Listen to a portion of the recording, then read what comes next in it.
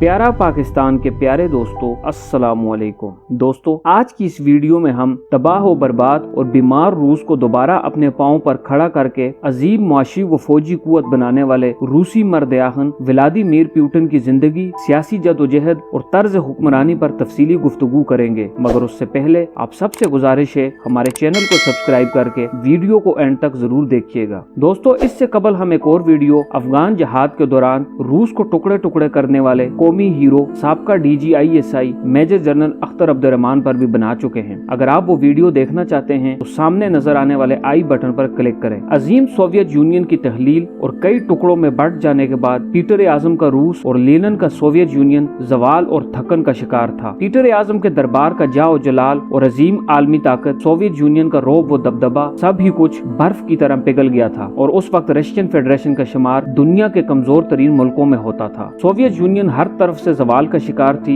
हद तो ये थी कि अब चेचन लड़ाके रूस के अंदर घुसकर उस पर हमले करके उसका मुंह चढ़ाते थे, जबकि कुछ बागी ग्रोह ऐसे भी थे जो दागिस्तान, काकेशिया, बाशकिस्तान और तातारिस्तान को भी रशियन फेडरेशन से काट कर अलग कर देने के लिए बेताब थे। ऐसे में रूसी सियासत के उफक पर एक शख्स नमूदार हुआ जिसे अब दुनिया व्लादिमीर पुतिन के नाम से जानती है। व्लादिमीर पुतिन 7 अक्टूबर सन 1952 को रूस के तारीखी शहर स्टालिनग्राड में पैदा हुए। पुतिन ने रशियन फेडरेशन की हैसियत बहाल करने में जान लड़ा दी और अब रशियन फेडरेशन एक बार फिर कौमों की बिरादरी में शान और भरपूर ताकत सोबर कर एक शानदार मुस्तकबिल की नवीद दे रही है और अंदरूनी तौर पर एक मुस्तहकम रियासत बनकर सामने आई है। सदर पुतिन का ताल्लुक एक गरीब गिराने से था। उनके दादा बावर्ची थे। उनके वालिद दूसरी जंग अजीम में सिपाही थे जिन्होंने जख्मी होकर अपनी एक टांग गवा दी। बाद अज़ां पुतिन को एक फैक्ट्री में मुलाजमत मिली। उनकी वालदा ने भी छोटी मोटी मुलाजमतें की। बकौल पुतिन के खुद को कभी एक सियासतदान के रूप में देखने का उन्होंने सोचा भी न था। साबिक KGB एजेंट व्लादिमीर पुतिन पहली बार 31 दिसंबर सन 1999 को रूस के वज़ीर-ए-आज़म बने। उसके बाद 23 वर्ष में अब तक अमेरिका में 5 सदूर जबकि 5 बरतानवी वज़ीर-ए-आज़म भी तब्दील हो चुके हैं। दोस्तों, यहाँ आपको ये बताते चलें कि पाकिस्तान जब मार्ज वजूद में आया तो उस वक्त की अजीम आलमी ताकत सोवियत यूनियन ने पाकिस्तानी वज़ीर-ए-आज़म को सरकारी दौरे की दावत दी थी, लेकिन वजारत खारजा के कुछ लोगों ने ये दावत रद्द कर दी और पाकिस्तानी वज़ीर-ए-आज़म खान लियाकत अली खान अमेरिका के तवील दौरे पर चले गए थे। उसकी वजह शायद ये हो कि सन 1946 में बानी पाकिस्तान कायद-ए-आज़म मोहम्मद अली जिन्नाह हिंदुस्तान में तैनात उस वक्त के अमरीकी सफीर को इस बात का यकीन दिला चुके थे कि पाकिस्तान अमरीका से गहरे ताल्लुकात का ख्वाहिशमंद होगा और वजूद में आने वाली मुमलिकत की दिफाई जरूरियात के बारे में भी अमरीकी सफीर को आगाह कर दिया गया था। ये दिलचस्प बात है कि कमजोर और नुज़ायदा मुमलिकत ने पड़ोस में मौजूद अजीम आलमी ताकत से हाथ मिलाने के बजाय 7000 मील दूर दूसरी आलमी ताकत से रिश्ते अस्तवार करने को पाकिस्तान के मफाद में जाना। रूसी मर्द-ए-आखन व्लादिमीर पुतिन कवी अलमजाज शख्सियत का मालिक है। वो शिकारी कुत्ते की तरह अपनी तमाम तवज्जो हदफ पर मरकूज कर देता है और उसे हासिल करके ही दम लेता है। सदर पुतिन की इसी मुस्तकिल मिजाजी ने रूस का मुकद्दर बदल दिया है। वो मशरकी जर्मनी में KGB के एक अफसर के तौर पर तैनात थे जब सोवियत यूनियन बीमार था और उस नाकाबिले इलाज और जानलेवा बीमारी का नाम था ताकत का तातल, यानी हुकूमत में बैठे हुए मिहाइल गोर्बाचोव जैसे CIA एजेंट। व्लादिमीर पुतिन दीवार बर्लिन के गिरने से भी ज्यादा यूरोप में सोवियत यूनियन की कमजोर होती हुई पोजीशन को देखकर इंतहाई रंजीदा होते और ये बात दो टोक कहते थे कि दीवारें खड़ी करने और पानी पर लकीरें खींचने के नतीजे में हासिल होने वाली पोजीशन